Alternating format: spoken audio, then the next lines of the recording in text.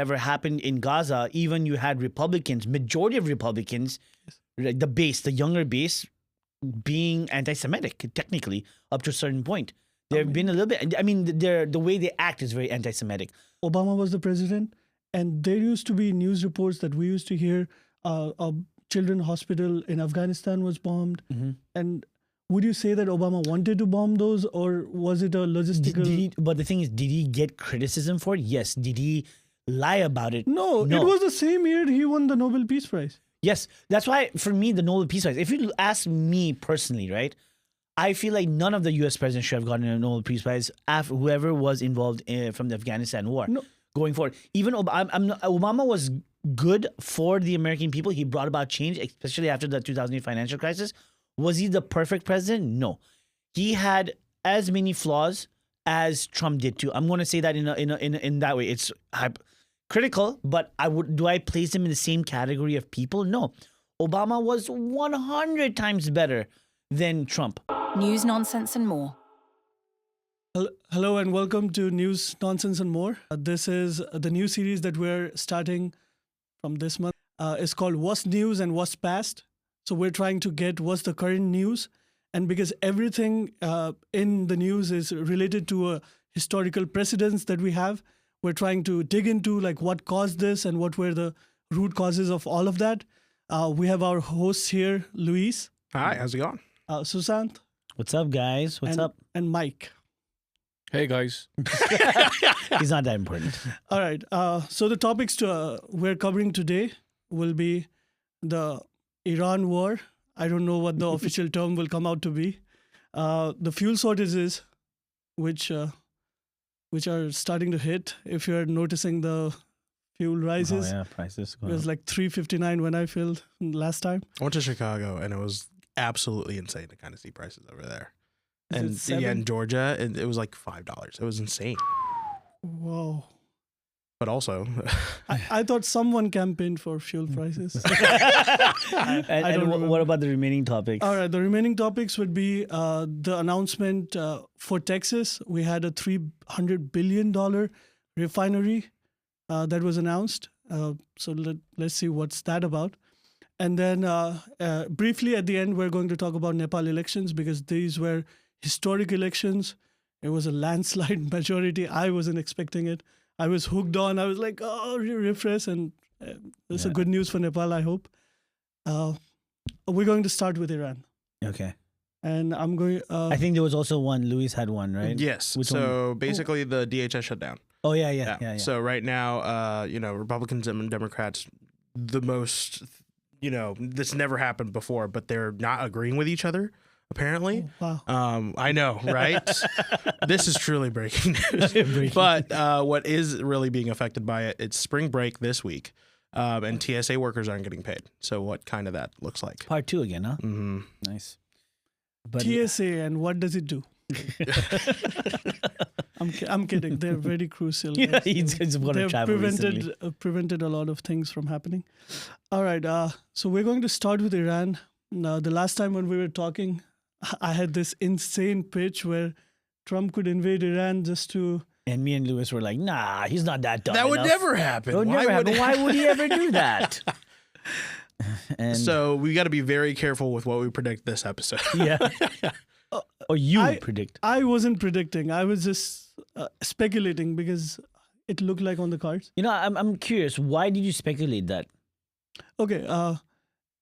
If we can pull up in the edit somewhere the world map, like just Middle East, Syria, Iraq, then Libya, you'll just go there. Syria was resolved last year. Iraq has been iffy. Not that violent. So Iran was the next domino to fall. Like it was always going to happen. 1979, ever since the as we talked about, right? U.S. embassy people were locked for 180 or some crazy amount of days. It was always going to happen. They were always going to hit Iran. I don't know what took them 49 years, to be honest. Really? So you're saying this war didn't happen fast enough? Yes. Okay. Wow. If you think about what the interests are, how huge of a power Iran is, and how important of an ally it has been till that time for the Western powers. I don't know why they waited for 49 years. I mean, I know why they waited, because there was Saddam in Iraq and they wanted to balance them. And they had a Iraq and Iran war for God knows how many years. Yeah. 1 million people died and the border did not change. I felt like one of the reasons why you may have been able to kind of calculate when it was going to start, and now in retrospect, it all kind of makes sense, was, they started with taking over the Venezuelan energy sector once again. And then we were all like, okay, this kind of makes sense, but what's the real big picture here? And now all the dominoes are really kind of starting to fall into place. That was a necessary precursor in order to justify what these next steps are going to be. I mean, if you ask the conspiracy side of me, it's, again, for me, it's like he's trying to deviate from the Epstein files, right? And it's not only Trump that has the interest to not talk about the Epstein files, because there's a whole bunch of other people who are in that files that, just don't want people to talk about it. That's number one. I think for me, that's a conspiracy side of me. But I feel like it's also Israel being, I guess not Israel, I would say the government of Benjamin Netanyahu, who really, really pushed for this. I mean, if you can go back in the 90s, this guy was saying Iran had nuclear weapons since 1992, 1993, and for, God, 30 plus years, right? And they still don't have nuclear weapons, but he's always wanted to fight this. Now, as reporting's coming out, what I'm reading, they're trying to call it this biblical war, this religious war. There have been a lot of U.S. military personnel that have kind of reached out to non-profit groups saying that, hey, listen, my commander is coming in and telling me this is the holy war that we're fighting in Iran. It's there for a reason. It's for God, and so on and so forth. And that's not why people join the army. I'm hoping that's not why people join the army. Well, it depends on the That's country. Part of it. I mean, but I think I would think that the first thing is you're patriotic. You want to defend your country. You do it for the benefits as well. You are patriotic. You have some sort of nationalism, but not crazy nationalism. The fact that, okay, you know what, I want to be well prepared to protect my country in a situation if we get attacked, which has only happened once in the past, since Pearl Harbor. It hasn't really happened. Oh no, wait, 9/11. But then this conspiracy series around that as well. And I feel like with the age of the internet and a lot of people kind of whistleblowing, and now it's becoming more accessible with, I guess, social media and stuff. It's getting a little bit doozy. And I think the most current thing is now there's this whole conspiracy with Benjamin Netanyahu. Is he really dead? Is he still alive? There's this AI video slops going on, and they've hyper looked into his finger ring vanishing, the coffee not tilting. There's so many different things, and to me, I didn't really pay attention to it, but I just saw this segment, even Secular Talk from Kyle Kaczynski. He followed it. He's like, dude, he brought out a really good point. AI has made us unable to even agree to anything that we see. We have to question it. Is it real? Is it fake? I don't understand where we're going to go from. The news will just be AI, it'll be so good, it'll be prompted. And I don't know what that's going to do to the everyday people. I don't know. Yeah, So- and I want... So this holy war you're talking about, right? It's Yeah, there's only a lot to against dissect and everything. I know. it's only against Shia Muslims, not the Sunni Muslims. It's literally okay. What do they teach them Okay, about? I'll tell you the more. And I also want Luis to come in to give his thoughts. Oh, yeah, Just the absolutely. preliminary thoughts, and then we can continue. I mean, just kind What of, was your let's take a impression of the- topic at a time. You started off with saying that this is all a big distraction from the Epstein files. But here's the thing. All the names have been released, any information that you want to know about those people, it's out, and they gave too much. And also in the sense of not redacting it properly, all of it's there. If you are going to act on it, now's your time. What are you waiting on? You can only distract from it so much. The cat's out of the bag. And clearly it was very underwhelming, the response, because nothing changed. If you really wanted things to change, you have every right and It's tool. because in order to do Pam it. Bondi thinks the NASDAQ is at is, instead of doing her job, she thinks the stock market is at an all-time high. So That's exactly That's why. what's more Totally, important. 100%. Pam Bondi single-handedly stopped the Epstein files from doing anything. But another thing that kind of goes into it, I'll touch on this topic, and this is kind of to answer your question as well. You said that people join the military in order to kind of fight for their nation, for a sense of patriotism. But that's actually a newer concept when you start to think about it, because, and this is kind of also lead into the Iran as a topic of conversation as well. When you look at it from a holistic perspective, when it comes to why individuals kind of join the nation or where those borders came from, especially in a place like Israel, like it's not just a piece of land. It is a holy place that was, given to you by God in a way. So then this question kind of converts from, is it patriotism? Is it nationalism? Or is it just, a theocratic belief that I do need to fight for my beliefs? I do need to fight for my God. And I know that isn't a question in Western civilizations, but that's also kind of newer, because when you think of like Manifest Destiny, whenever this country was just starting out, those borders weren't set either. You're not fighting for your land then. It is straight up a belief that, this land was given to you by God and now you have to conquer it and take the tribes out of there and all that stuff. So it's always been a type of belief. It now starts looking like nationalism from a westernized perspective. But in the past, and what, the current Iranian soldiers are looking at, the current Israeli soldiers are looking at, it's always been a holy war. So that kind of ties everything together there, and hopefully that makes a little bit of sense. I would like to pivot from the holy war thing. Okay. And like even the Epstein files, because I brought it up last episode as a distraction. But the thing is, it has always been a strategic bent of US as a whole, no matter who would be president, to do this. It would have been like a year after, 2 years before, the timing could have been preferable for Trump. But as a strategic move for the military power of US itself, it was a thing that they were going to do. Because as you said, 1990s, they're saying, oh, they have the atomic bomb, but we know that they've been trying to build it for a long time. And at the end of the day, US does not want another nuclear power. The only reason North Korea was able to obtain it is because it borders China, and US could not move in the way they can move into Iran, or like they could move into Libya or Iraq, because bordering another nuclear power, right? So when you look at it, I want you guys to come in like a strategic move as US military power projection in the world. Well, Apart from, we know about the theological side, because Iran is a theocracy at the end of the day, right? It is a religious belief for them to kill all the Jews. I think even for Israel, it's a theocratic too. I mean, the way how they talk about, it was the land is given to them by God, like from 3,000 years ago. That doesn't make sense in like modern day society. I mean, at least for me. And we can go into that as well. But just as a strategic move, if you think about as a US, like a citizen, right? How do you put it into the larger picture of asserting power into the world? I feel like we don't need to assert power. I think we have done enough as a country, because we have kind of, at this point in time, I feel like this war is making us look weaker.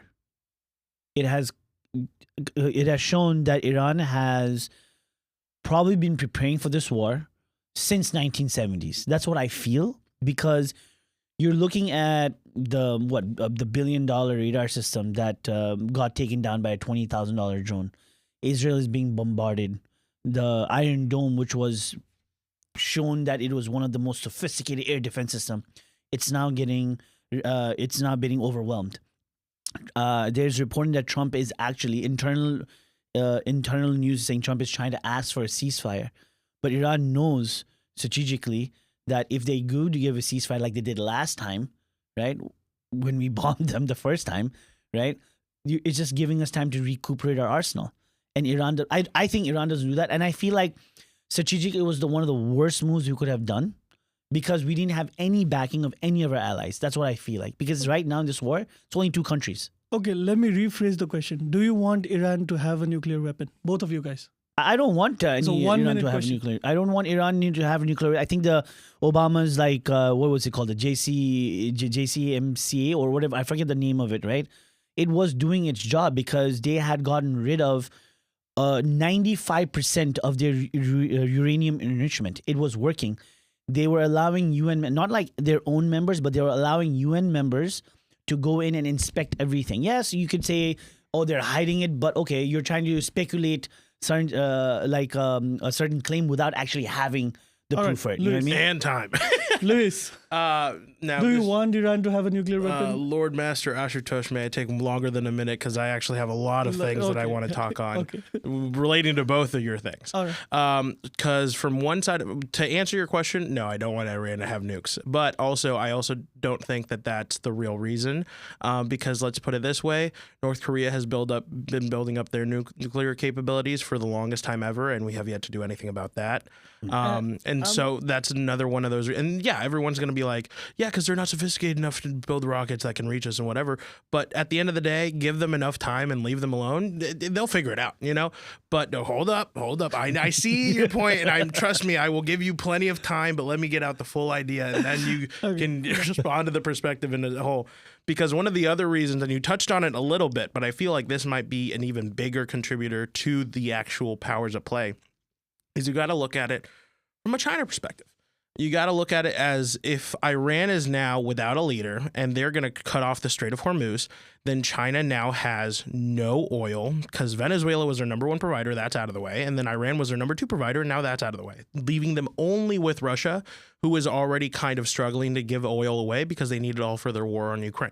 So now China is literally left with their hands, in their pockets. They're one of the largest importers of oil. They have no natural oil at all.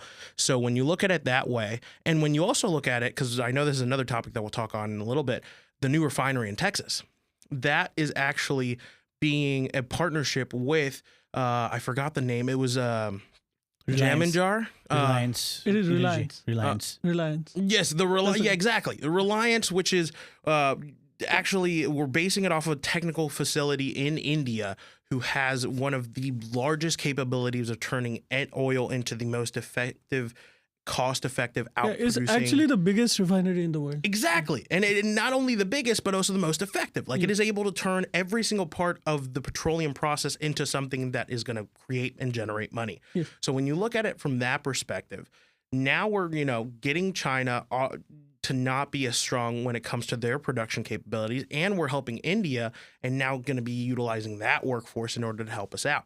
So now you have two more perspectives to look at it that when you piece them together are really going to turn and see. And now we can really see how the world powers are shifting in a pretty major way. But to answer Sushant's point of it's making us look weaker, I wouldn't say so much that it's making us look weaker because if anything, we're now getting to test out a lot of new toys. But You mean on those students? I'm not going to respond to that directly. But I will say it has gotten places like Kuwait and the EAU to kind of question United Arab UAE. There we go. EAU is actually a European Union in some language. Fair enough. So let's get that. UAE. UAE. There you go. We need to take this guy to Dubai after Exactly. the war. Please. But what I was trying to say in that sense is that they have been large allies to the U.S. in the past that have been like, if you need bases over here, I guess we got you guys. But now they're starting to question that as well. Yeah. Because they're like, okay, but you angered that guy and he's our neighbor and now he's sending off missiles everywhere. We're right here. So if anything, it's now kind of getting them to question their alliance because it used to be if you have the U.S. on your side, no one's going to mess with you, no questions asked. But now it's the U.S. is on my side, but I don't know if I completely agree with what the U.S. is doing all the time. So now you have a lot to respond on. Okay, yeah. I pulled this Sushant. Sorry, guys. Whom to respond first? Yes. I think it's a misreading of the situation where the smaller Arab states are questioning the presence of American military. Mhm. The reality is, had there been no American presence there, those smaller states have no recourse how to resist Iranian aggression. So What do you mean by that? No. So Iran has always been a dominant power Agreed. in the region, right? Yes. The only instance in history where they have, so Bahrain and all of these states have been able to assert their independence is when Britain was the overlord, and now there's Pax Americana, or like America is the overlord, right? There is no way, if America withdraws, they can retain their independence. Either they will be gobbled up by a stronger Saudi Arabia or aggressive Iran. And that has been the history of the region. Okay, I want to challenge you on that particular process. I was also going to challenge you on that. What makes you think that it would happen that now? Why would you think that something they did, I don't know, thousands of years ago in that region, which every region was, even if you look at Nepal's history, right? Nepal wasn't really a country. What I read in history books is like he saw a dream, and his dream was to take over, create Nepal and take over all these different kingdoms, right? And it wasn't that he wasn't a saint either, because he did like cut off like people's noses and ears, whatever it is, right? According to stories. You know, maybe I could be wrong. I'm just saying, all right? Controversial. Our resident conspiracy theorist. but what I'm trying to say is, do you really believe in this day and age, Iran would probably want to go to war, or pull like a China and just be like, hey, listen, let's work together in this. You get your sovereignty. I have the oil, I have the resources. I want to be rich, but you kind of work with us. Ditch those other guys, right? I think that's also actually happened. I don't know if you're the news on that, where Iran told a lot of these countries, even like European countries, you want your oil, kick out the U.S. World Ambassador and the Israeli ambassador, we'll let your ships pass through Strait of Hormuz. And so that's why I'm trying to say, like, why would you think, if they're like, let's say publicly saying that, why would you think that, you know, the moment U.S. is not there, like Iran's going to go and be like, all right, Iran, you're now mine. Yeah, I think the same thing. In this day and age, it's not possible. Like, that's what I was maybe like 50 years ago, or maybe even 100 years ago. Yeah, even 100 years ago that was possible. It's so nowadays people notice small stuff, right? Yeah. And it's so hard to do, even because big powers will just gobble you up. I feel like the world has become more open to Yeah. different cultures. You know what I mean? Like, people are traveling to UAE, Dubai. I mean, a lot of people even travel to China, and they're like, "Wow, I didn't even think China was like this." Like, ISO speed, and went there, and he's showcasing, and people like blame him for going to China for, or you are bought by the Chinese government. He's like, no, I just went there to see what's this all about, and he showed us a different side of China that many of us thought like, yo, it's crazy over there. Don't go there. Like, you can't do all these things. You know what I mean? I mean, that's just my take. I have a question for you. Why would you think that would happen? Well, and I'll go this way, and might kind of touch it on in a little bit.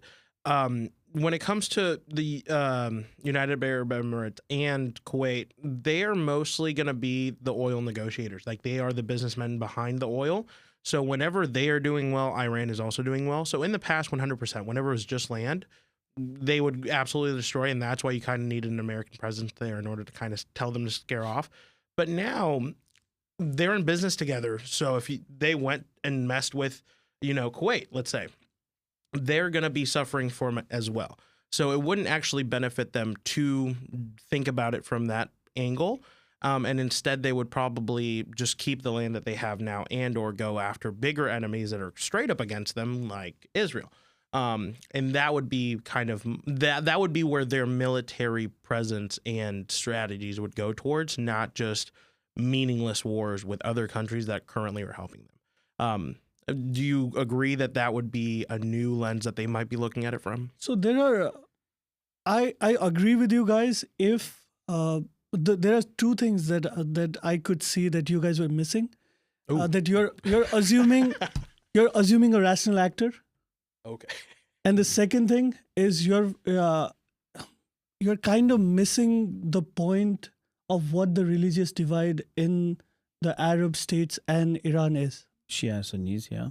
I don't know if you guys saw this clip, and if we can put it like in the edit somewhere. The leader of Bahrain, just like a week ago, goes to the press and says, whoever is more loyal to Iran can go to Iran. They don't have to live there, because there's a substantial Shia population in the country, and they were coming out in the streets in support of. I think that those two things. First thing is rational actor. So the Iranian revolution that we talked about in the last episode, link in the, is not a rational movement, right? They're spokespersons who come in television, who talk to Western media. Yeah, they are rational people. They are most likely educated in the West, and they will talk a language that Susant here or Luis here can understand. They'll be like, oh, we are just trying to sell oil. We're just trying to get rich. We are just into business, right? But the movement itself, because it's an ideological movement, and ideological movements by their nature are not rational actors. So the crux of the movement is the kind of revolution that happened in Iran should happen first in all the countries that have Shia majority, and then be exported out to a greater Muslim world. And that is the reason why they, in their limited capacity, even though they have sanctions, their economy has not been doing well for the last 50 years, they have been funding Houthis in Yemen, Hezbollah in Lebanon, Hamas, as we all know, and all the militants they could fund. Now think about going by your logic, giving Iran more resources with the kind of ideological bend they have. Do you really think that if we hadn't done what we did that long time ago, do you really feel like Iran would want to do these things? Because ultimately, at the end of the day, even Israel's, like if you look at the indoctrination that happens within the Israeli public, and I've seen some, the X doesn't allow Hebrew to be translated, and some person uses Google Translate. He took screenshots of Israeli X, and I remember the time where Trump didn't want to it was this term where Trump didn't want to attack or do something. Majority of the people in Israel were calling for the bombing of the United States, Majority. Yeah, it was crazy tweets, but that's what I'm trying to say, right? It's like we are being shown a certain aspect of it. And I'm not saying Iran is. I'm not saying Iran is any way peaceful too. The thing is, we can go into Israel as how it came to be, because I believe, and there's substantial evidence for this. Israel, the state of Israel, is an ideological project, and by definition, ideological projects are not rational actors, right? Everyone is like, oh, why is Israel bombing Iran, or why does it bomb Lebanon? They're fighting there, right? Because it is an ideological project. You can make an analogy to Iran, or I can make an analogy to North Korea for that matter, right? Ideological states are willing to do things that regular states are not willing to sacrifice. Yeah. And that, Luis, did you miss those two factors when you were analyzing? It wasn't that I missed those two factors as much as they... Like the cooperation between Arab states and Iran, right? Why it would not happen? I mean, it's not so much. Then again, we're not going to be able to know, because this isn't a perfect world where we can just assume what might happen. But obviously, there's not going to be any time when we can just kind of test those out without... I will throw you a counter, right? 1979 till last 2 weeks when this bombing was happening. Okay. Why did they not come to a table and agree? Because they had plenty of time. No, they did agree. So there's initial reporting that I read was... Iran, even 2 hours before the bombing, and this is reported by multiple news outlets, Iran said, I think the strictest was you are not allowed to have any uranium. That was the last discussion that took place with Israel, US, and Iran, the diplomats. And Iran was like, okay, you know what? Zero uranium. We don't want to fight a war. We agreed to it. 2 hours later, boom. Oh, no. I think you're misunderstanding what I was asking. The Arab states and Iran forming a business relation or a treaties that would unite them, because Arab League has all of the states and they cooperate within economies and stuff.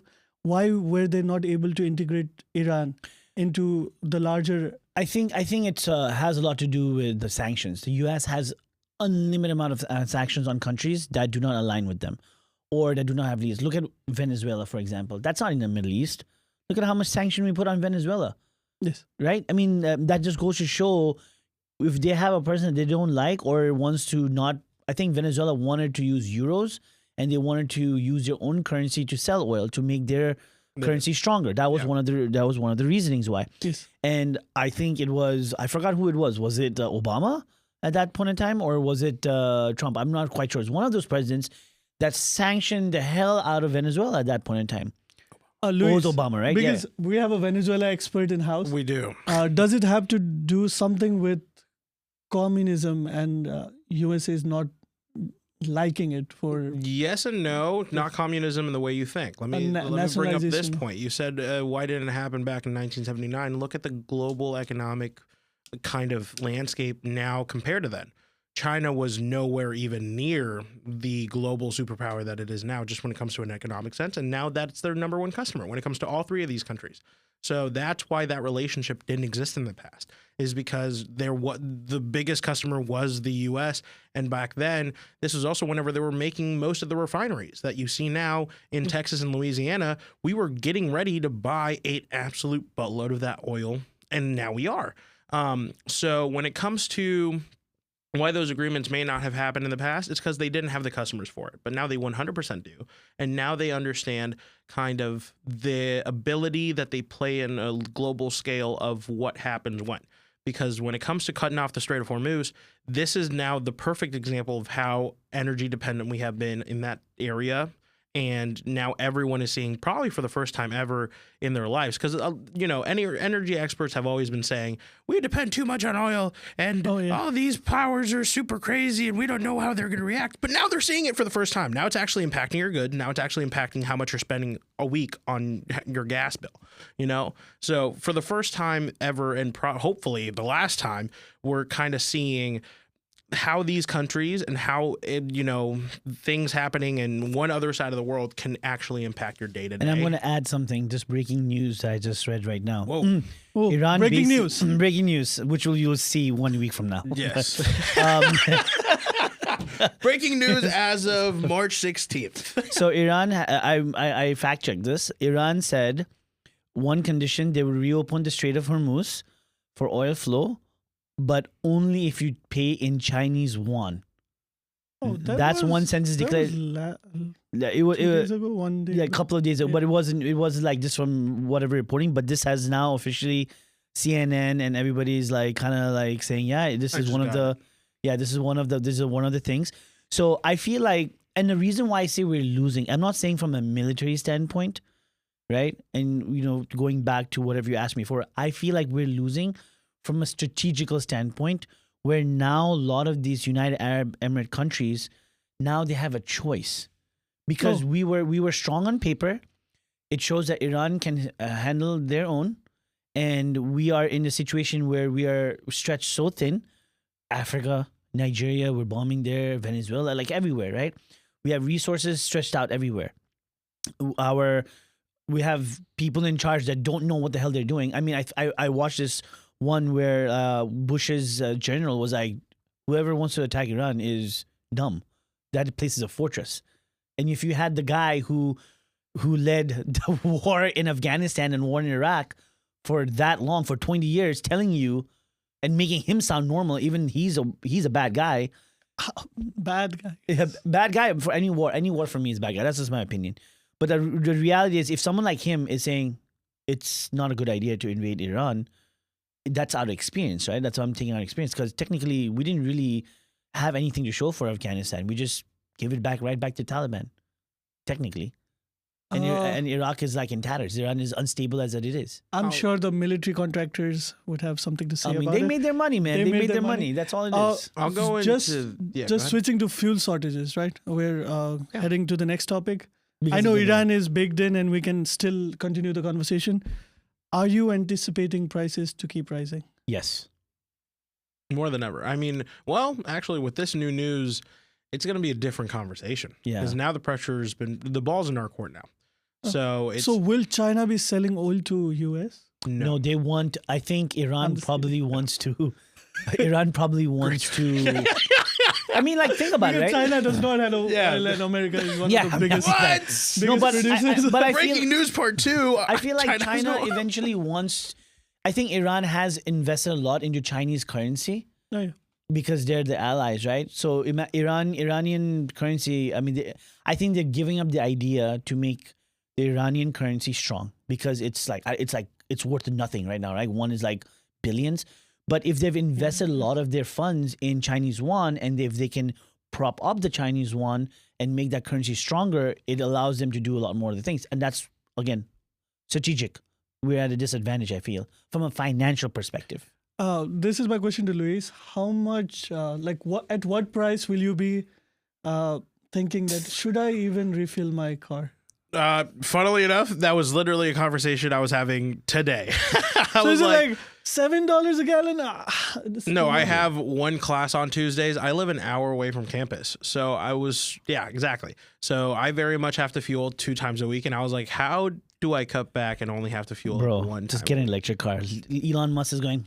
You're so right. I'm out here questioning how I'm going to fill the tank, but I'll just buy a Tesla. And another question for both of you guys. Will this be the moment when Texas realizes they don't have public transport and they should have invested in some of the public Not transport? in Texas. That's for sure. Yeah, no, this place is oil rich and they're like, my oil's going to stay. Because here's the thing.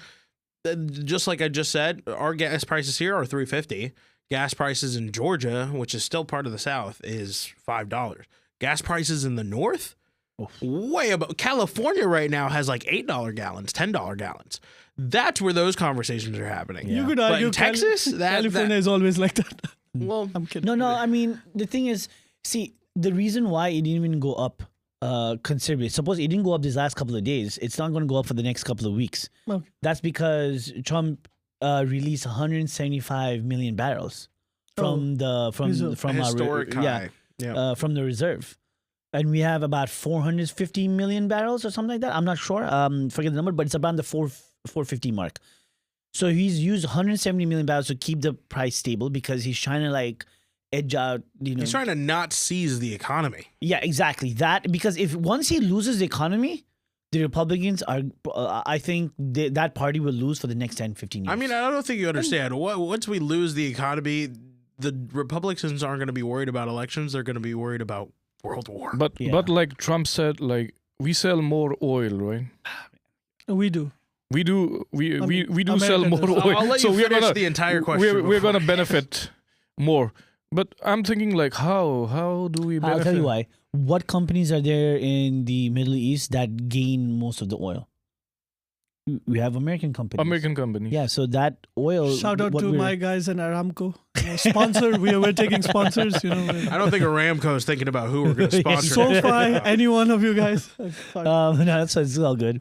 But what I'm trying to say is we're getting rich off other people's oil. Yeah. Hence the term petrodollar. If you haven't looked at that, look it up. That's why we got rid of the gold standard. But who's getting rich in America? It's not the common people, or of course not. It's never the common people. Are you kidding me? The common people got rich.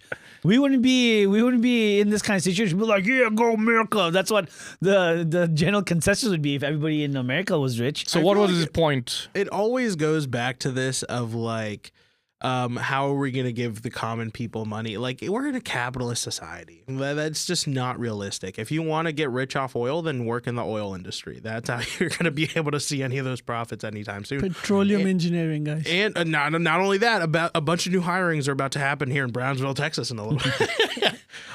Oil rig workers. Exactly. So, in fact, only a small lot of people and those who trade in the stocks for oil, those are the only people going to get rich, right? The other peoples are going to suffer from the price hikes. And I'll challenge your thought in that. I understand when you say capitalistic society, right?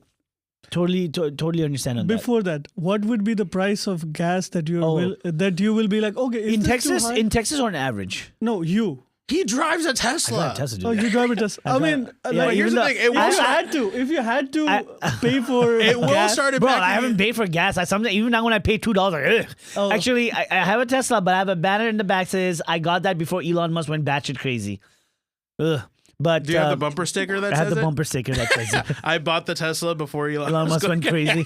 I would say that is crazy. But I just want to make sure they were burning Teslas. People were attacking Teslas. I had to make sure that was on their side. He's back to sanity. Yeah, I know. No, he's back to shutting the fuck up and staying on your lane and making sure that you lost. He was that. crazy from where before? Man? Yeah, he lost that. He lost a government. What do you call credits? Right. The boy that you supported cut that off, and I mean, now at least this war is kind of like going to prep up like Tesla, maybe, but I don't know about Tesla. Maybe Rivian. Yeah. If I had an option to, I'd probably give up my Tesla for a Rivian R2. Rivians are so nice. It is nice. Like Rivian R2. it's probably this is something I'll say, and it's kind of controversial. But yeah, sorry. I don't. I think it'll go up to in Texas. I think it'll go up to like $5 or $6. It'll break records in Texas after if the war prolongs. Oh yeah, and that was my question, right? What if the 2 weeks that he has bought by releasing the reserve? I think Iran knows that, and Iran is not going to ask for a ceasefire.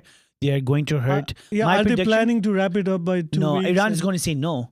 Because I feel like Iran knows the U.S. is hurting economically. If this war prolongs any further, it will hurt the United States and the rest of the global world in a bad way. And I feel like with the whole like reports, hey, you start buying oil in yuan, or you get rid of the Israeli ambassador or the U.S. ambassador from your countries, we'll let your ship pass, or even going out to Europe. They're not only telling the Arab nations, they're telling the rest of the world, hey, listen, you don't want your people to suffer. You don't want, because like a guy in France, whichever government's there, they're going to be like, yo, man, you're not doing anything as a country to get oil from me. I don't care. The U.S., they're not going to understand the U.S. and Israel at war. What does it have to do with us? Why are we suffering, right? They're not going to sit back and look at it from optics, because right now, this is Iran's, in this age of like social media, Iran is on top. Like, they are the victims in the eyes of the public because they got attacked first. We destroyed 2 school buildings, 2 hospitals. I mean, that's what it is. We look like the bad guys in the rest of the world's eyes. Also in certain populations in the United States, we don't look good. And Iran knows that, and they're going to milk that. If I were Iran at this point in time, strategically, I don't know to support them, but the whole breaking news part 3. if I was playing Age of Empire, let's just put it that way, Age of Empire, right? Not sponsored. And if I had an opportunity like that, I would make sure my opponent would face economic and financial stress, to. And this is a perfect transition where Mike was asking who will benefit. I'm sure whoever is building a refinery in Texas, which can process the crude oil from Venezuela, I think they're going to make the heavy tar. a whole lot of money. So it's Lewis. What do you guys think? Lewis is going to benefit. I sure Breaking hope news. so. I'm waiting for my millions. My dad's been telling me constantly, he's like, that paycheck's going to hit soon. And I was like, it's been 3 months. So I want your thoughts on this, right? Trump went within a year, like it hasn't even been a year, from tweeting India is a dead economy and then bringing in technology from an Indian company into Texas. Now, you know what's really funny is this is happening amidst everybody being like, oh, we're not going to be bringing any H-1B workers for government-related jobs. They're about to be, SOL when it comes to... I will push back on this. They won't be having like Indian workers. They will still be... But it's Indian technologies, and they're going to understand. They're good at it, so I mean... They're the ones that innovated it. Maybe they'll just outsource it, bro. I mean, you're not wrong. And then they'll have AI work over here with not people. This is the same conversation we had when it comes to whenever Venezuela went down the first time around, or I say Venezuela went down, you know what I mean? Whenever Maduro got captured, which was in order to make this successful and to make a transition successful, you're going to have boots on the ground, and those boots on the ground are going to have to educate the public that you already have. Except in that case, we're getting cheap Venezuelan labor. In this case, we're getting more expensive American labor. So it's a little bit of backward outsourcing. But in the case still stands, like it was actually a little, you can see the chess moves in play when it comes to everything that had to happen in order for him to be able to make this refinery. Because 2 months ago, this would literally not be able to happen because of how many governmental regulations already exist when it comes to Clean Air Act and, the EPA and things that just straight up could not happen in the sense of a greenfield project, which for those that don't know, greenfield is in the sense of this is completely from scratch. They're not revamping a refinery that already exists. They're literally buying a new plot of land near the Brownsville port in order to make this refinery. And that is a $300 billion expenditure that the only reason they're able to foot that bill in the first place is because now people are talking about, okay, we are overly dependent on Iran, and we did just get Venezuela. 2 talking points that did not exist at the beginning of this year. And I want Sushant to come in. So will the base that supports Trump, will they look at the inconsistency Like the of base? the political base? The Will they base look at- the base will probably drink Will his they be? Kool-Aid. Oh, this guy was like, oh, India is a dead economy, and they should, His statements are changing every minute, I Like, guess. think of it this way, right? Who's I've seen our Trump's. president. I've seen people trying to defend Epstein, and that's his base. who? I've Which seen people? videos. I've seen his. Is it on X? Are you on X? You're talking to the wrong I'm people. I'm talking about people who do those live shows. Like I see a lot of these political live shows where they're bringing people, and they try to debate MAGA people, and then one person, yeah, so what is Epstein? Like things like that happen, like brushing it off. Exactly. Yeah, there are people. There are people like that. I mean, I'm not saying all of the base is doing that, but he will never lose support from the MAGA base. He might still keep the 20 to 30%. I feel like his lowest like approval rating will always be 30% because that 30% of the country is just long gone. Okay. It's just That long makes gone here. So I feel like that's what it is. And I have a follow-up question. Is it in the interest, like larger American interest, to have a refinery of that capacity? I Like, think does is it benefit long American overdue. power? Because when it comes to whenever the major refineries were made, again, this is going back to, whenever we were freaking out about, the oil crisis in the 70s and 80s, we were straight up just building refineries to refine oil that we didn't even have here. That we built refineries straight up for oils that are coming in from other places. And no one ever had the idea of, okay, I see the investment market is going towards this thing, but what if we created one that does kind of, refine our own oil? No one had that idea, which is absolutely bonkers to me as a business student that not one person said, let's cut out the middleman. And then on top of that, when it comes to the refining process, we created these refineries that have like 4 different stages that the oil has to go to even make it usable for refining in order, because instead of like the heavy sour stuff, we turn it into lighter stuff that we can then convert into the oil. And and if you put the sweet oil just straight up into it, it's super maximally inefficient. You're not going to be making your ends meet there because, as we talked about in the Venezuela episode, when it comes to the oil market, it is the most minimal margins you could possibly see when it comes to profit. So no one's doing it because it's a heavy capital expenditure, and also you're not going to be making those margins unless you're literally doing it for 50 years or so. And, well, one of the things I want to challenge you on, like, do you really think like going fossil fuel is the right idea? What about the same type of investments in like going green? Because we've had China has done billions of dollars in clean energy, and they are succeeding in that front. Like from like solar aspect, I understand that it still has a long way to go. But so does oil, because I think we had engines that used to give like 10, 15 miles per gallon. Now we're looking at cars that give 40, 50 miles per gallon. I understand that. But in a sense of like making sure the environment is also good, you're looking at scientists that say by 2050 or 2060, the entire Middle East is going to be uninhabitable, right? And then you're going to look at people who will now be refugees. Who's going to take them in? And that's also like other countries or other parts of the world that will get hotter and hotter, which means, and it's not all about being hot and cold. I'm talking about crazy hurricanes, stronger tornadoes. Don't you think also, because I was reading an article, and one of the biggest pushbacks is how will the environment get affected? Because right now, a lot of these big companies are not, because it's so deregulated, they feel like it can pollute the surrounding areas and the environment. I don't know if you know how up this alley this conversation is, because my literal career goal is to be a consultant in the sustainable energy space. Okay. So wow. exactly. Just for the record, I'm an environmental engineer, and this is what I You work. picked the wrong mother truckers to have this conversation with. Yeah, this is So my let's hear from you guys. my whole study and work is this, like how to make sustainable, how not to Exactly. pollute our rivers. We're gonna talk about this after the show. I did not know this. They just became Okay, let's go, best friends. guys. Yes, Starting but- from Ashutosh. Yes. No, Okay. I think because I interrupted you. You should. Okay, so kind of to go, I completely agree that that's where the conversation should be going, because at the end of the day, we have so much kind of dependency on it that it's actually insane. And when it comes to renewable energies, we are kind of leading the edge on that, and we are able to take innovations from other countries and do them 100 times better here. Every single time that we've done it super well, except no one is paying attention to that. And this is where you really starting to see the political chess part 2 kind of play into things, because that's where the conversation would have naturally gravitated to if we would have just let things play out. But instead, he had to create a sense of urgency when it comes to, oh my God, we're actually importing so much oil there. Let's instead import, or not import, but use the oil that we have here. He shifted the narrative to make it that pressing instead of just making the energy conversation an energy conversation. Because I completely agree. Like when it comes to my flight yesterday, it got delayed over 4 hours because of a record-breaking snowstorm that was hitting the entirety of the north.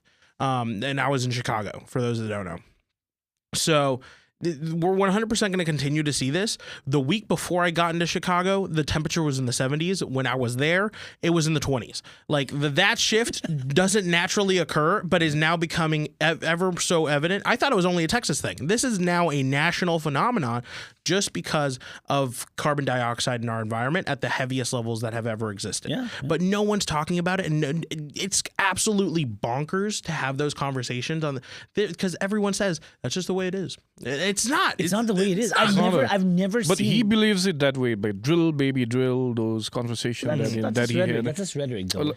Exactly. Even though It's rhetoric, changing the perspective. yeah, it's changing the perspective of people. Like we have to be dependent on this, but actually we don't. My PSA for our viewers is don't fall for it. Know that the way that we change a sustainable energy kind of form is through you having those conversations and understanding that oil is not the only way to go. But and that starts at Brownsville. We're all Texan here. That's actually a conversation that starts with us. Don't you think they've already fallen for it, given that he's already the president? So are you saying that people are incapable of change? No, I'm not saying that. I'm saying I think they've made their choice because his campaign was drill, baby, drill, and he's drilling and he's building an oil refinery, and we people have chosen their paths. I don't believe that Americans are all stubborn. I don't believe that people know that they're making the wrong choice and will actively continue to make the wrong choice. I believe that once you kind of see the error of your ways, and I'm not even saying that it's an error of your ways. It's the way that we've been indoctrinated. It's literally our day-to-day lives. So there's no error in it.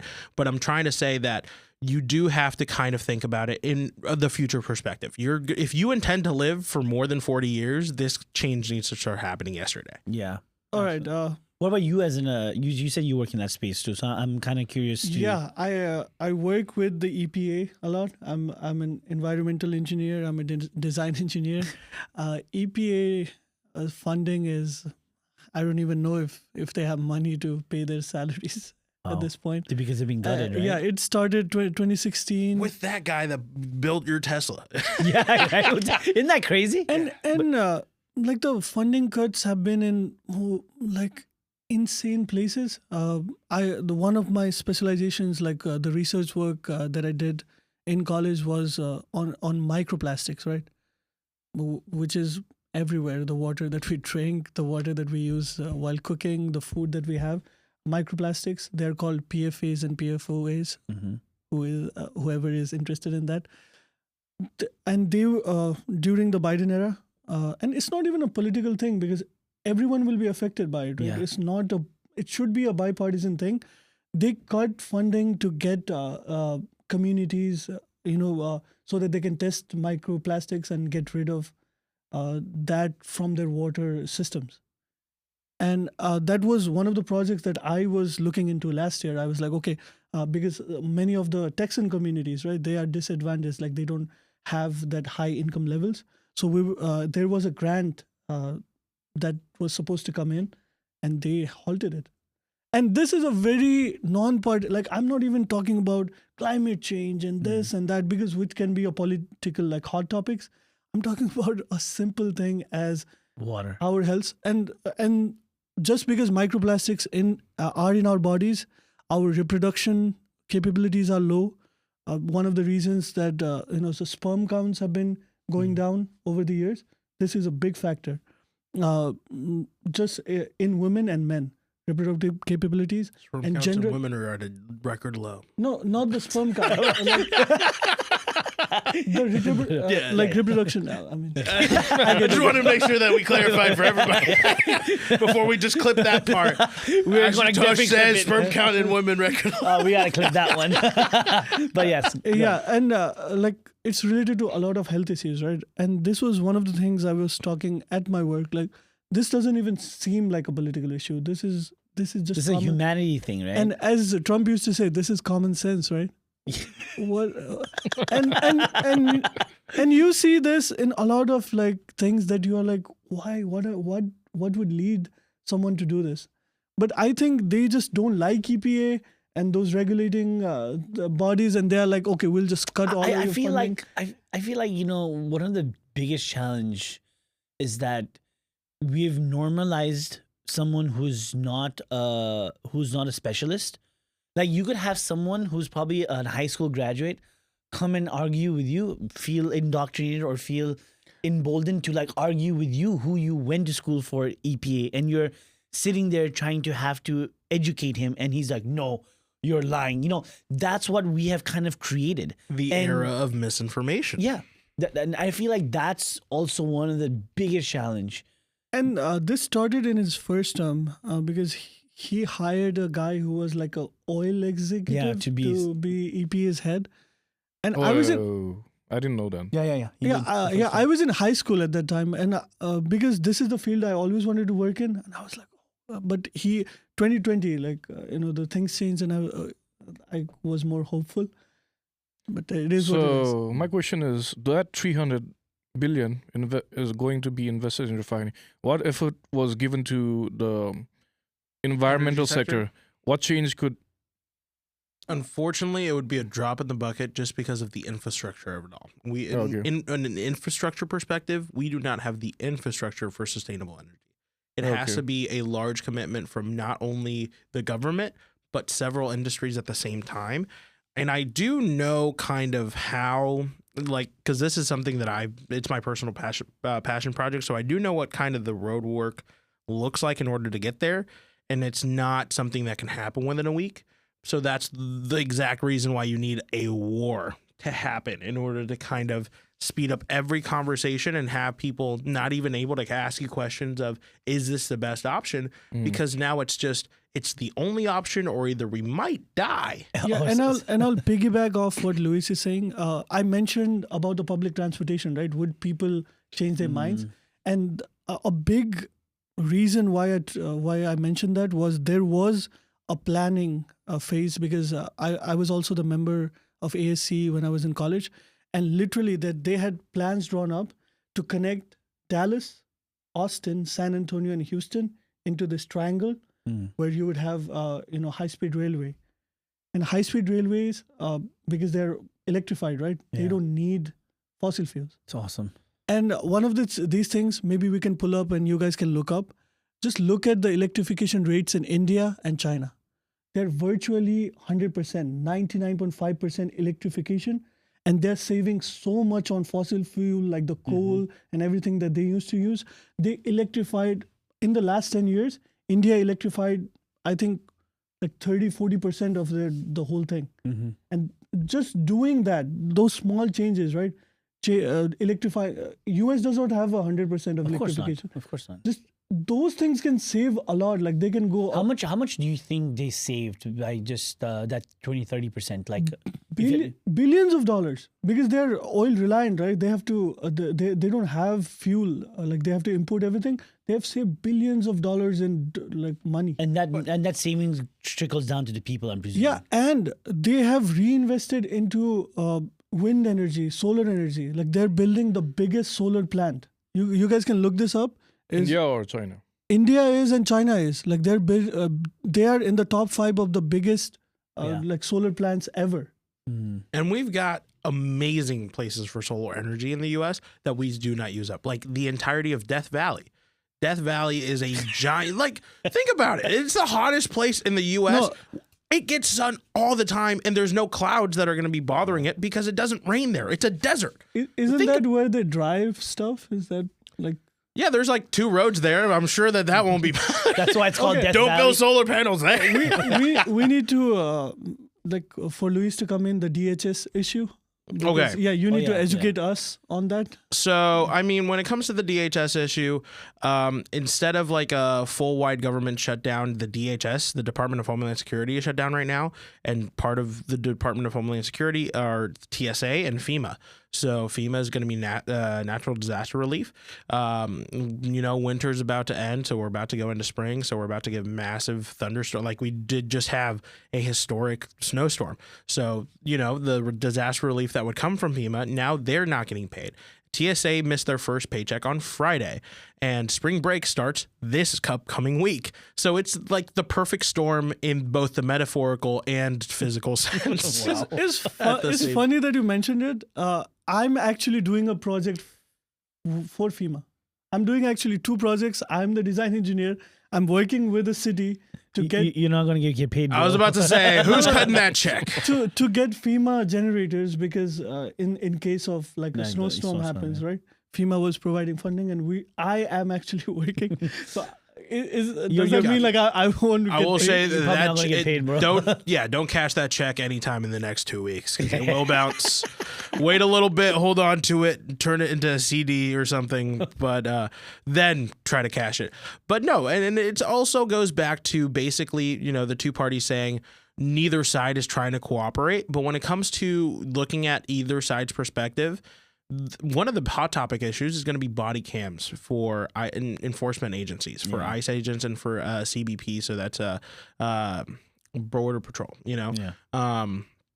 So when it comes to looking at it makes sense. Our police have body cams. Why not give them body cams as well? Now, one of the wording issues is, okay, the Democrats came up and were like, can we make it mandatory for those body cams to be on? And then Republicans were like, nah, I don't think that's doable. And I was like, okay, but if you're already going to be providing the body cams, what is preventing you from just keeping them on while you're actually doing the things that you're supposed to be I'll doing? pass it on to Susanday. But No, I have a question though. Why do you think that would be even something to argue as a Republican? Well, what do you mean? because they don't want to have them on. Exactly. No, I know, but the sentiments. I mean, the damage is already done, is what I'm trying to say, right? You had 2 U.S. citizens shot. Yep. Right. Renee and what was the other guy's name? Andrew, the nurse. The nurse, yeah, the nurse. Sorry, I forget his name. So much stuff happening, but that's already done in 4K and all that stuff. What's the point? Like, why even argue that point? Is what I'm trying to say. Why would you think for the DHS, for the Republicans to not even? Because technically, if you think about it, the Republicans are the ones that's holding off the funding at this point in time. Yes, but it's straight up no, because they're going to argue that it's the Democrats for being unreasonable with their demands. Because another thing is that they're wanting. Let me pull up the information. Just But so you get what just when you pull, because I have a question. Go ahead. It's very controversial. On a scale of 1 to 10, should TSA exist? Should TSA exist? Yes. Please. Yes. I would not want that going. Here's the thing. I've just interacted with probably 12 TSA agents in the past week alone because I've had to travel 4 times. Once to Georgia, once from Georgia to Dallas, once from Dallas to Chicago, once from Chicago back. And then all those required 3 agents at the minimum. And this last go around, which is right after the paycheck, they were passing out Oreos because they couldn't pay them. So they were passing out Oreos to kind of tell the workers, like, we appreciate what you do. Like, that's absolutely insane that the people in charge They're trying to give them diabetes for appreciation. That's so funny. That's so funny. It's funny at the same time, but at the same time, I just feel the pain. It's depressing. It's depressing. Yeah, I mean, man. like, It's imagine- depressing. No, they weren't trying to give them diabetes. They were trying to give them a reason to wake up and have to deal with, a line out the door of college it's so students exhausting, that are those getting kind of ready to sort of party. jokes. You know how many times this past week I've heard the term pre-game TSA, which is insanity. Why the hell would you want to go through, TSA. to a TSA inebriated? And then apparently in Chicago, it's illegal for you to be intoxicated on the flight. So warning to you guys, if you're going to pre-game TSA, Make sure you sober up before you hit the plane. That's the first time I've even heard about it. Well, now officially you're old. It's the Gen Alphas and Gen Zs, man. I am Gen Z. Well, it's a younger Gen Z. Yeah, you're an alpha Gen Zer. You're an alpha Gen Z. Like you're elder you're like Gen Zer. You're like a millennial Gen Z. Exactly. You're an elder Gen Z. Not really. You don't even know what Skibbity Riz is. Skibbity Riz. But yeah, I mean, yes. Back to the point of it's. The thing that they're kind of disputing right now is what a clean bill entails when it comes to the funding for DHS. Mm-hmm. So Republicans are obviously going to stand their ground that any clean bill has to include some sort of funding going towards ICE, immigration enforcement, and stuff like that. But when it comes to the Democrats, they're saying that clean bills basically are saying let's have TSA and FEMA not be part of this discussion, because there is no reason why we should be having those programs suffer because of a conversation that is going nowhere. Which is, I mean, both of them have their reasonings, when it comes to why they're doing what they're doing. Because at the end of the day, Republicans are going to be like, we're giving them $50 million in body cams, so why aren't they just going to cooperate? And then Democrats are going to be like, yeah, but at the end of the day, why are TSA workers and FEMA workers not getting paid because of this dispute? Like, it's a lose-lose situation. Both people have their talking points. So it really has to kind of come down to, negotiating, which is happening. But this is another point that the Democrats are building is the people that are negotiating from the White House side are Stephen Miller. When it comes to Stephen Miller, he's a hardcore, he's crazy. All right, just as a side point, have you ever seen Stephen Miller in a good mood? No. I have never seen that guy. Stephen Miller is one of the most saddest individuals I've ever met in my life. He got bullied in school so bad, I think, that he probably turned out to be the way he did. I mean, it's unbearable. It's unbearable, that guy. And going back to the topic at hand, Luis, do you think FEMA and TSA are being held hostage as a bargaining chip? That's actually a beautiful way to put it. I completely agree with that stance. Because it's true. I mean, you'd understand 30 years ago, whenever they were making kind of like the structure of who's getting paid when, why they would be considered the same thing. Department of Homeland Security, who's defending in the homeland? FEMA when it comes to natural disasters that are affecting the homeland, or TSA when it comes to aerial attacks or any sort of transportation attack that might be coming. And you know what? The borders are also kind of under that domain. But now whenever immigration has become such a hot button issue when it comes to what's right, what's wrong, how ICE is being treated, both the agents themselves and also when it comes to the organization as a whole, it goes back to the conversation of there's bad people but there's also good people, and that chose that way of life before it became what it is now. Go ahead. Are you referring to their careers as that way of life, or? That's what I'm saying. Because when it comes to the guy who was in charge of ICE training that just recently stepped down, he just recently stepped down because they've changed it in such to step down. That's what the real reasoning is, because of all the handling of that stuff. And also there have been also, I don't know if you looked at one of the ICE agent that used to be part of ICE that left. He proclaimed that they did the 47-day to honor the 47th president, but it's actually a 6-month to a year course. Oh. And that has been imagine a year course. No. Cut down to 47 days. Which is very typical of police training in the US. What do you mean by that? They have always trying to reduce the training hours and just when it comes to police, it's because now there's a shortage of people going into that line of work. Yes. Now it's become such a hot button topic where it used to be a noble cause to call yourself an officer, but now with movements like ACAB, people are being reluctant to saying that it's a noble cause because they're not looking out for our best interests from time to time, which I completely disagree with. It's having to look at it and know these organizations were created with the best intentions in mind, but are being manipulated in the worst ways. Yeah, that is true. And don't you think there should, the current police situation, what's happening around the USA, there should be actually more training to these officers? The thing is, here's my take, right? The polling of how ICE is working, all-time low. You have people even on the Republican side, like voters, obviously majority of the liberals and Democrats completely like they're like 80%, 90% they don't like it, right? And then you have less support for ICE in the Republican side. Not like I wouldn't say 10, 20%. I would say maybe like they have 35 to 40% what do you call for favorability, but there's like 50 to 60% disapprove. So even the voting base for the Republicans is like, are you guys like looking at what you guys are doing? Because clearly the news has been about not FEMA or TSA like, you know, shooting US citizens. It's been ICE. ICE is number one. And that's why, like, to piggyback on what you said, the ICE person who was in charge of ICE had to step down. And you also have, what's that lady that has a lot of that plastic surgery that got like grilled? Chrissy Nome? Chrissy Nomes, yeah. Chrissy Yeah, Nomes. that's the one that had a step down. She also had, you know, a situation where now she's not part of Homeland Security. Oh.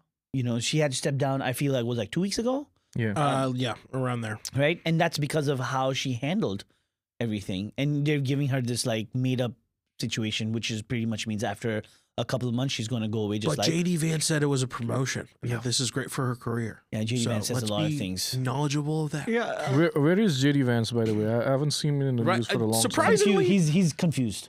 Surprisingly, JD Vance, I feel like, is getting the short end of the stick when it comes to the news cycle right now, because every single op-ed that I've seen about him has been like how the Iran war is the worst thing that could have happened for his presidency, Yeah. just because he's not really able to answer questions in the best way. Because here's the thing, when it comes to Trump answering these questions, he knows exactly what to say in the sense of America first, you know, all the buzzwords. And all, First while you're attacking Iran is wild. exactly, all the buzzwords that are going to be like, absolutely, this is the most noble cause I think I've ever seen. Bro said make Iran great again, but we're America first. Doesn't even make sense. It does make sense in the like Come on, man. Okay, he was literally in a press conference says we're going to make Iran great again. okay, yeah. And then he ran on America first. Yes. And then like you had 2 weeks ago, you would have seen an Make Iran Great Again and thought it was a parody. Yeah, exactly. And it became something No, that they might okay, actually start okay, selling. you guys. have Tucker I Carlson and I everybody's think- like, what the hell's going on? Let me make my case.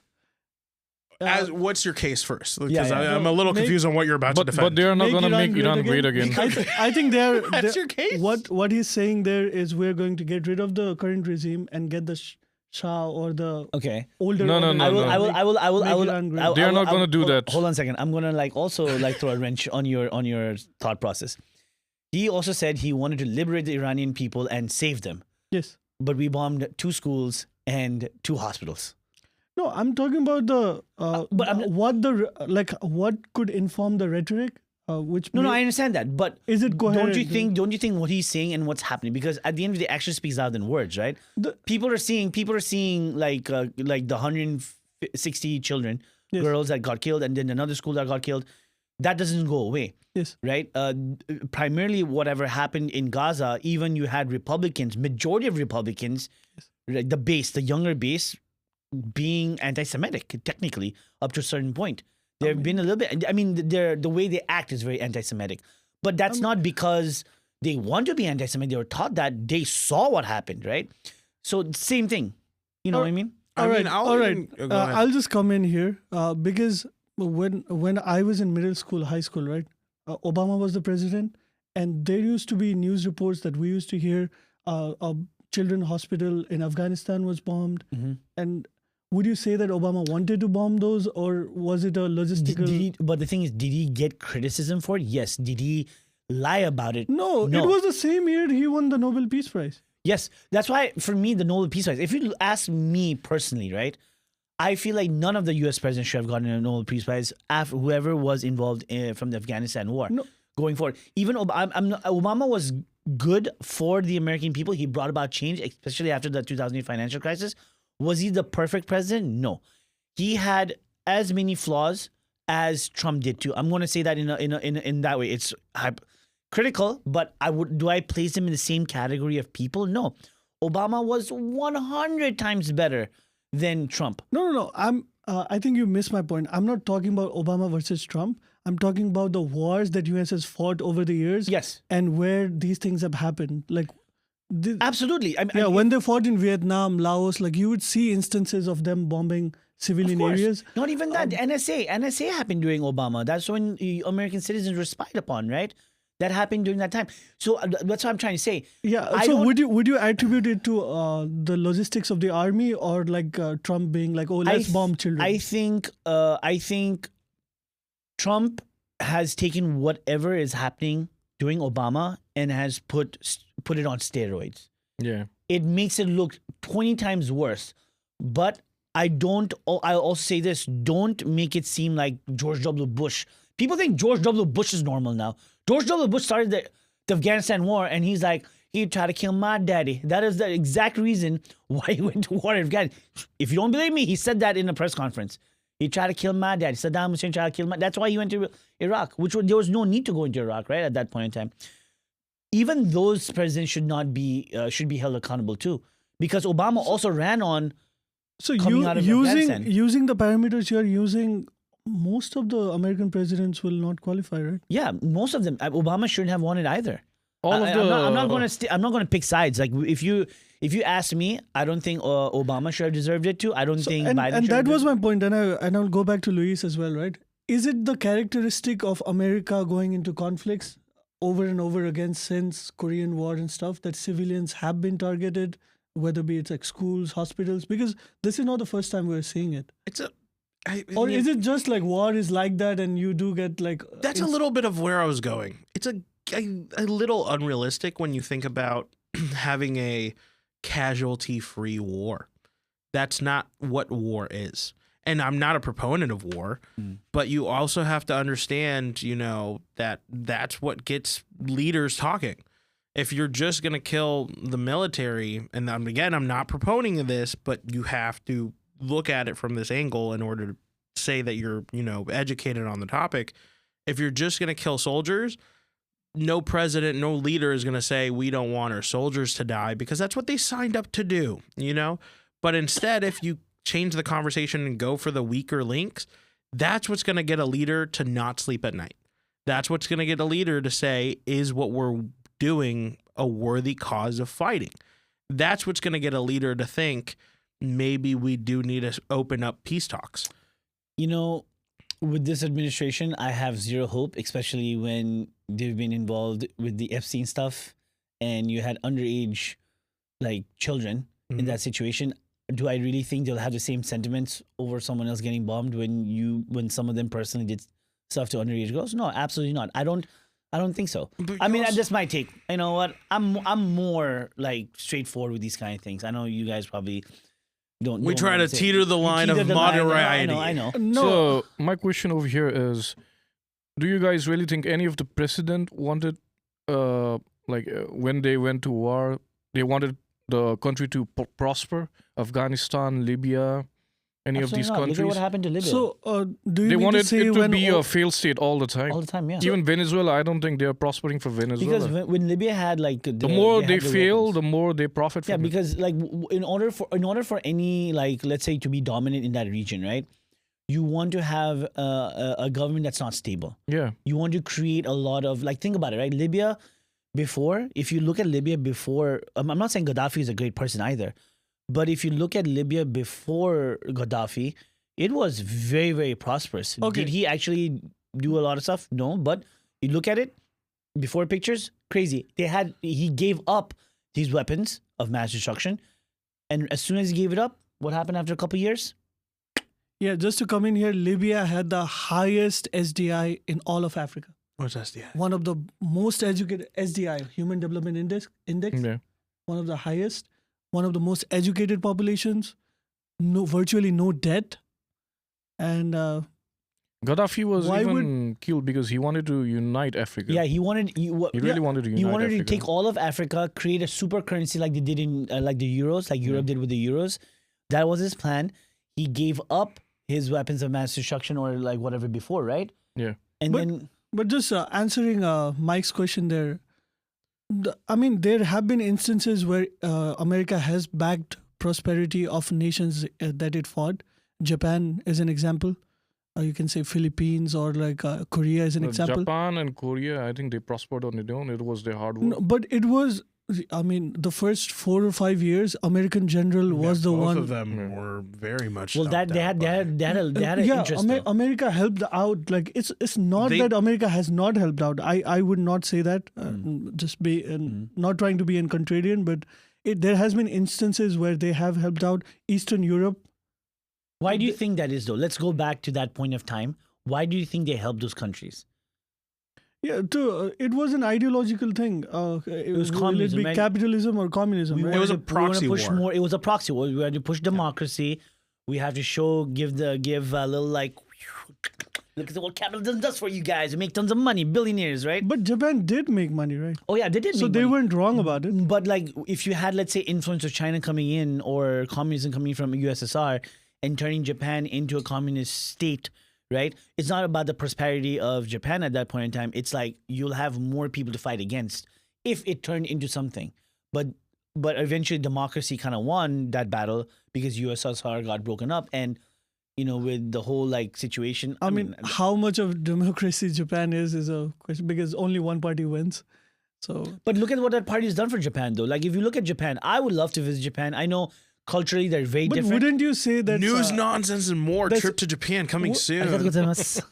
wouldn't you say that's electoral like autocracy at that point? No, There's, not like necessarily. 60 years of one. Okay, then by your logic, then Franklin D. Roosevelt would have been an autocratic, but he was always voted in because of his democratic socialist But values. that's why they had that amendment, right? Because they did not like it. No, it's not FDR. because they liked it. Republicans couldn't find a way to win.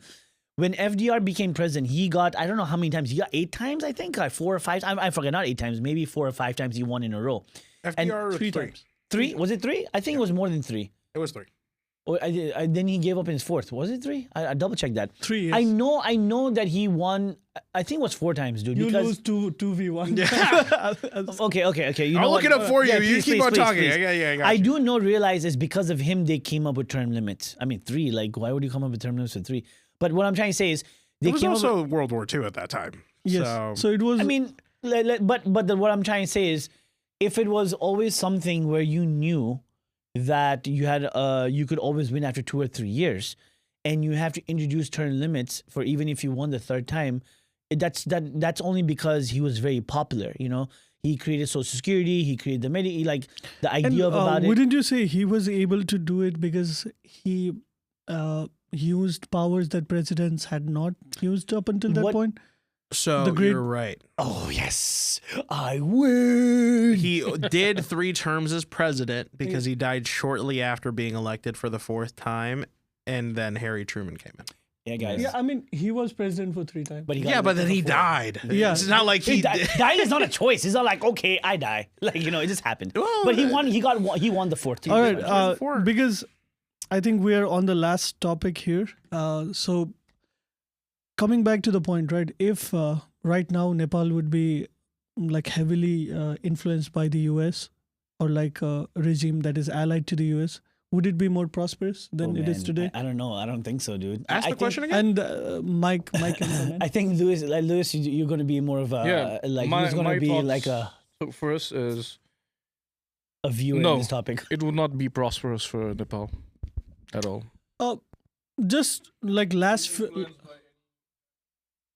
50 years, right? Oh, really? So for the last 50 odd years, if we did not have like communists, outright communists, or like hardcore socialists in power, if we had like allies of like an American bent of mind, would we be prosperous? Okay, I think I don't think any of those government existed in Nepal. From what I've known, I think the only type of government that existed in Nepal was corruption government. Yes, I say it. You can shit on me as much as you like, but that's the reality of it. And the corruption aspect of it is so bad in Nepal that it has seeped down even to the lowest of lowest levels. Like even like the clerk or someone, your taxi driver that you go there. That's the level of corruption, right? Small, but it's there. So it's embedded into the people's everyday life, you know, and that is a very tough thing. Is it your case that corrupt people don't have ideologies? No. But what I'm trying to say is, regardless of any ideology, no, he's It is right. a He's legitimate right. question. You could say Maduro or like the one before him, right? He was corrupt. Chavez. Chavez was corrupt, but was he not ideologically motivated? Yeah, but the thing is, what do you need in order to win? What do you need in order to win an election? Supports. Support, right? How do you garner support? You need to showcase an ideology.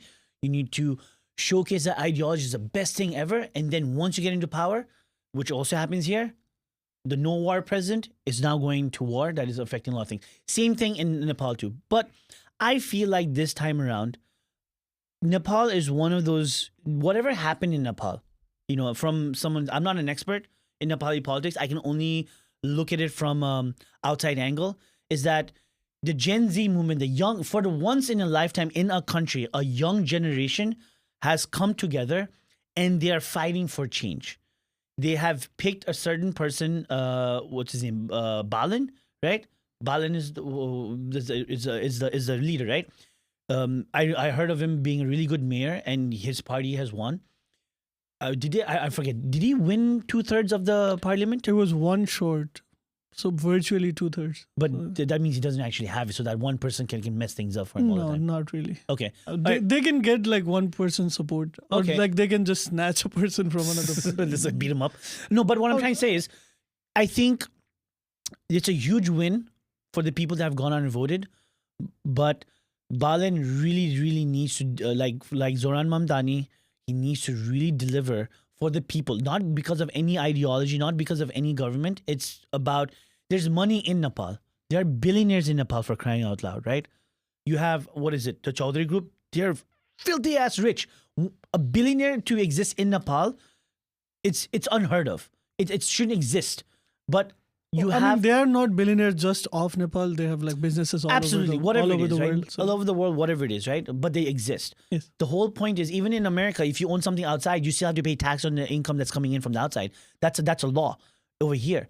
So he needs to deliver in this 5 years in a way like Zoran Mamdani did for New York, pressurize the ideologies of other people, and then try to get things done for the people. All right, I'll stop you right there because my question was, if you look at the map of East Asia and all the countries that have prospered in the last 50 years, they have been US allies.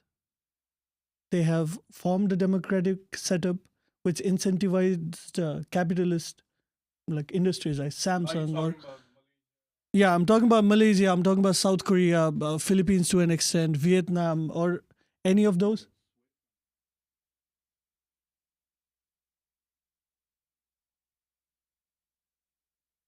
Okay. So- Okay, gotcha. So what happened right now was government was trying to shut us up, but we won't. We'll always keep talking. You calling Spider the government? Called Spider the government. Whoa. We love you, Spider. Okay. Thank you for watching out for Mike's No, mic. I was talking about the mic being cut off. Oh, I It was- see. Okay. Thank God Hello, we hello. clarified Check. that for our listeners back All at right, home. yeah, I'm talking about all the East Asian countries. Like Singapore was a village, for God's sakes. Like it was like a fishing village, which today, if you go to Singapore, it's one of the best. Several Right. fishing villages. Yeah. So 50 or 60 years ago, right? If we had not chosen the kind of parties or the ideologies that had not business interest in mind, they were anti-profit and anti-this and communist in there. Let me throw a wrench in your plan or the whole US thing. If US builds a base there, do you No, think I'm not let's say talking about a for base. example we go the US route. Yes. What do you think India and China will be like thinking? But this is separate from the but question, right? it's a legitimate question though, right? No, because building a base and being a US ally are two different. Let's just say, but you have a very big American influence in that region, Yes. and your neighbors are China and India. Because I'm just going off. Okay, look at Eastern Europe after 91, right? After But it's the- also a different time though. I'm just saying, communism. They were trying to stop the spread of communism, yes, right? That was the incentive for America at that point in time. yeah, and we had elected like communist governments during that time, right?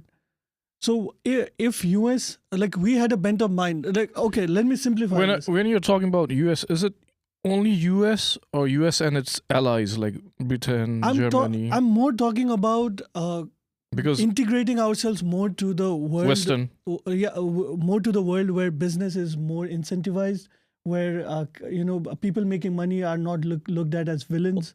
But like we don't have any natural resources though. Like we But just here's the thing. okay. Like you looking from outside, Lewis. Yes. Right? Different country, small country. Finally got the Gen Z to really push out the corruption. Would you want like a U.S. or any foreign country to have a little bit of influence there, or just being, I guess, related to them in any sense? So to provide some context, my dad was an industrial engineering professor, and he actually taught a lot about globalization. So it's been a topic that I've known about for basically my entire childhood. So it definitely, kind of made my viewpoints when it comes to the topic a little different than maybe your typical viewpoint on globalization. But I do believe it's essential for any country in order to be successful, because not only for your long-term prosperity, but it also is going to make any issue that you run across in the future something that becomes a global stage issue, and then you can get more support internationally for it. And when it comes to you saying Nepal doesn't have any natural resources, that's completely understandable. But we're also at a time, and this is a blessing that we got to take advantage of, because when it comes to Gen Z kind of leading the politics in Nepal, they're going to be the ones that understand when we are now in a time when a physical resource isn't the only thing that you can sell. There's a lot of intellectual resources that you can sell. And if you get an educated workforce that then can outsource that, and that be the thing that they're going to be leveraging instead, then you don't need natural resources. And just to add to this, right? Taiwan does not have any natural resources. No, South Korea does. Semiconductors. Taiwan. That's not a natural resource. They built up a business. They made an industry out of it. They made an industry out of it, right? But we had governments after governments, political parties after political parties, which said like anyone profiting off anything was a corrupt person, was a bad person. We had industries that were like run to the ground because of this ideology. Like we had industries, it's like all of our Tarai had industries. So would it have been beneficial for Nepal to have had change of mind? Like and I'll even raise this point. One of the major things that we talked about in the past that Nepal is known for is its tourism, because it's a beautiful country. So and we had a 10-year-long civil war so that we can establish Maoism in a country when China had abandoned Maoism like 20 years before that, and they were industrializing. But one of the things we that were trying to go back to like Maoist state. Yeah. One of the things that I was going to argue when it comes to like the tourism standpoint is that entertainment, you can build an entertainment center there. Georgia has profited huge off of that because they have a lot of natural landscapes. So now Hollywood movies are being filmed more in Georgia than they are in Hollywood, just because they have a lot of natural landscapes. So let's say that you do need movies with a rugged jungle or a mountain. Nepal should be the number one topic of conversation, but that's going to require someone that has that capitalistic point of view. We have the biggest movie industry next door, but they never film in Nepal. Which is a missed opportunity. You have to. This is what we their should do. logistic would be free because we are they don't even have. We got to do a SWOT analysis on Nepal. Find the strengths, weaknesses. Anyways, for me, before just to not to counter the point, but to give you guys something to think about, right? Yes. All that on paper, amazing. Would I be against that? No. I would want for that to happen. But the reality is people change. If you don't do something tangible in front of you for the first 5 years, if they cannot see that change, like for example, like a guy in the Tarai who doesn't have access to internet and so does not see his road built properly, but you're talking about, oh yeah, but we're like making these deals with this country and that country, but it's not really affecting him directly, then you're going to lose that person. So for this party, right, that won, you have to focus on the tangibles. You cannot wait for a foreign, country to come in and save the ass and say like, oh, we're going to do investments and we're going to do you can't spend the next 2-3 years trying to get those investments in. You have to look at a way where you can take the particular resources you have right now, make the changes so that way you can garner that support. You got to be the next FDR, or you have to be that party that people look up to. In Japan, that party in Japan, right? When I use Japan as an example, bullet trains everywhere. They don't need to have a car. The way how they buy homes are completely different to the way they buy homes in the United States.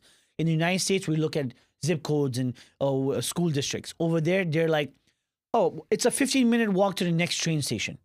The closest you are to a train station, that house is more expensive. Imagine that is because the way they've created that infrastructure, right?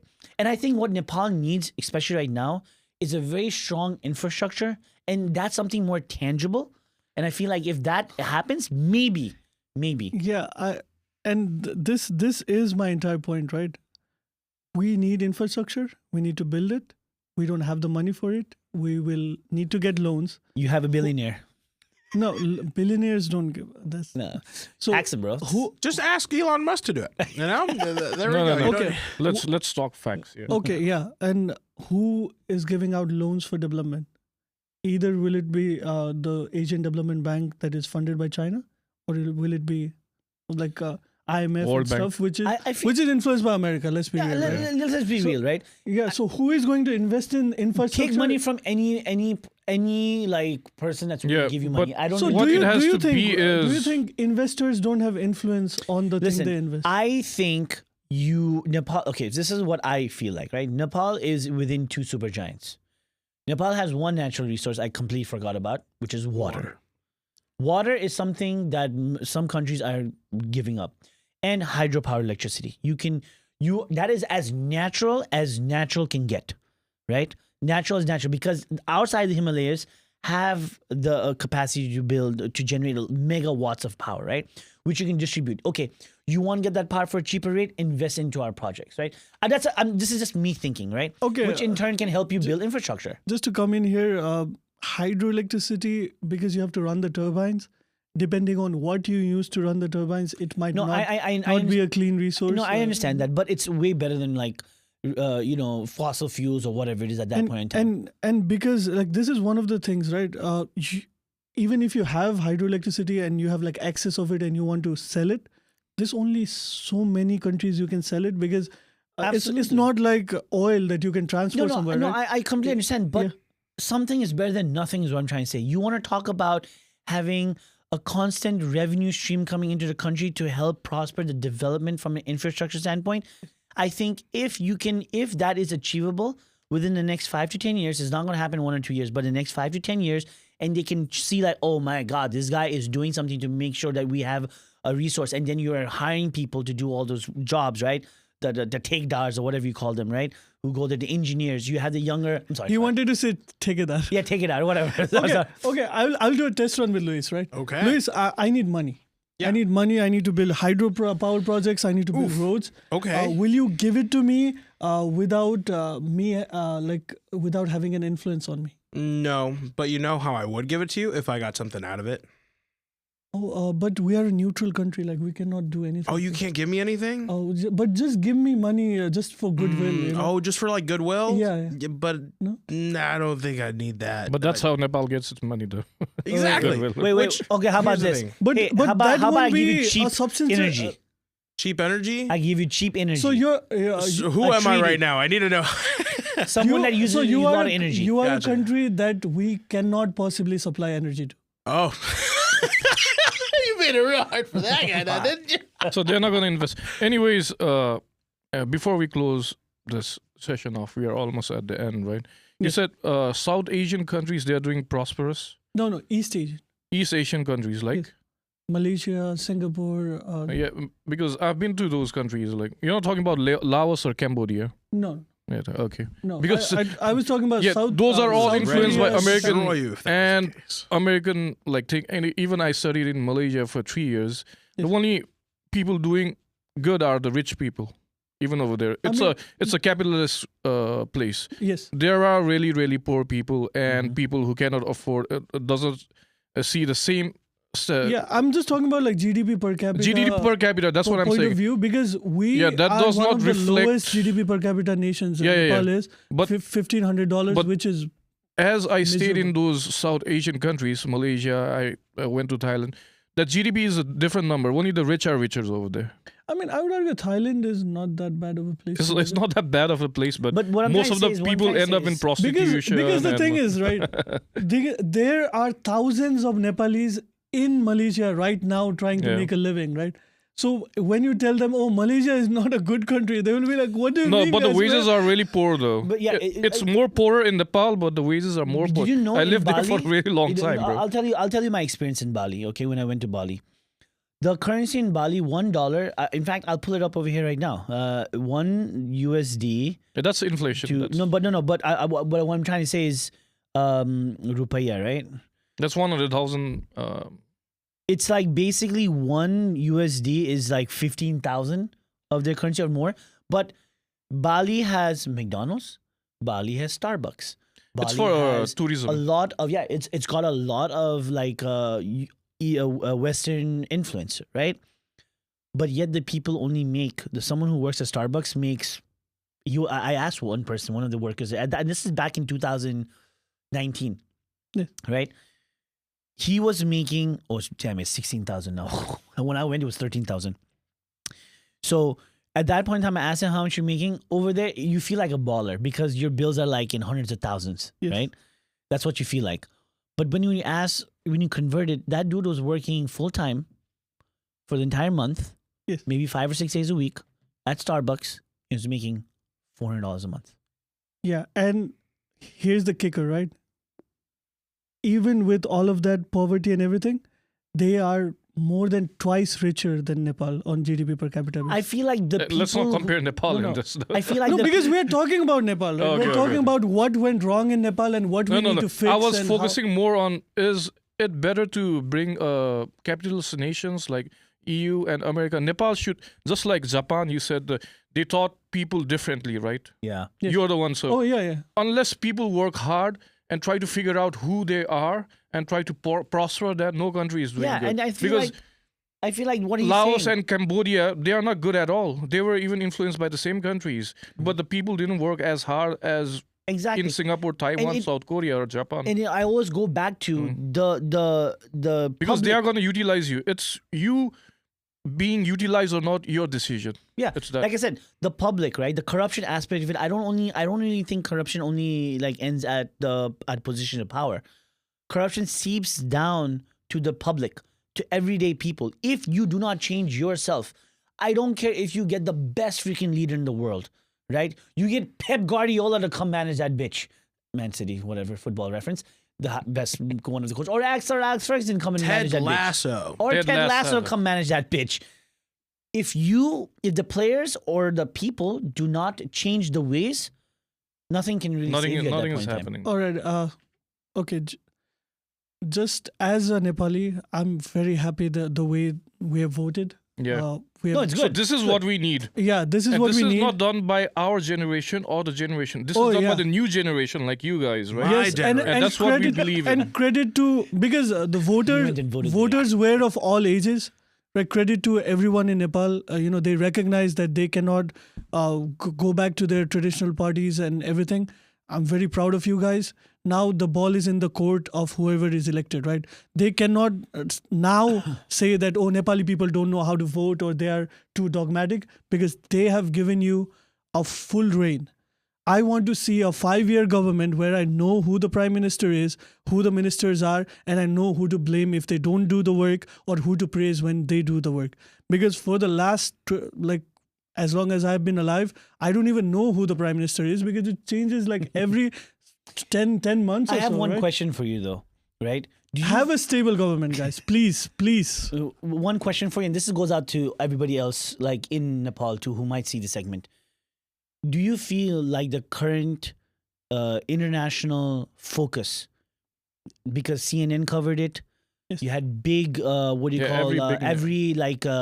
think News Daddy, even he talked about it, about Nepal, right? You're talking about all these independent journalists. You had even Kyle Kinsley, who I follow, he talked about it. So I can sense that it has gone into the global stage. Do you feel like that sort of expectation is there? Do you feel like there's a little bit of pressure for this new government? Not really, because they have the international views. Like the Gen Z is the one that this generation of people kicked out the old generation thinkers in, right? Yes, I mean, there's an expectation from the people itself that whatever you add to it is. But will the people also work hard on making sure that these leaders are held accountable as well? Do you feel, because there's a lot of pressure, the entire world has viewed this as this is something new that has ever happened. And it's crazy it's happened in Nepal first. And I would say that this moment will decide how Nepal will look like in this century, because this 5 years, 10 years can be the century defining years for Nepal. Okay, so a lot of pressure. Okay. Anyways, we are at the closings, and I would like to hear everyone closing opinion on what we talked about today, but summarize it. We have less time left. Okay, gotcha. I guess I'm starting off. Well, there's a lot of talk about energy, but at the end of the day, the real question is whether we stick to our old ways and remain in the past when it comes to oil, or if we look to new ventures when it comes to sustainable energy in the future. Yeah, nice. I'll go so that way you can end up. One of the things I'll probably I can take back from this segment is the fact that at least we're still talking about it. Don't believe everything you say online. Do your research. There's a lot of news going out there. Make logical, have critical thinking skills. But ultimately, I do believe that we are in a moment of change, and I think that was a main topic. I think the underlying topic that I got from this, from Nepal's new government, to the change in energy, to the change in trying to change the regime, and the change in global power. So yeah. Yeah, just the points are US does what it does best. It goes into wars. It has been doing that for 250 years now. Let's hope that the war ends and civilians don't die. No one wants to see children being bombed either way, anywhere in the world. Let's get to a place where we can have sustainable energy, that we are not trying to risk future generations. And this has been said so many times over that it's like a dead horse at this point. And I'm very optimistic for Nepal, because this is a new generation of people, and I've read their manifesto. And even if they do like 30% or 20% of what they have in their manifesto, I'll be happy. I need them to be there 5 years though. Please, touch wood. Yeah. And make sure you like, comment, and subscribe to the channel. Yes. Thank you for joining us. This is called What's News and What's Past. Thank you very much for joining.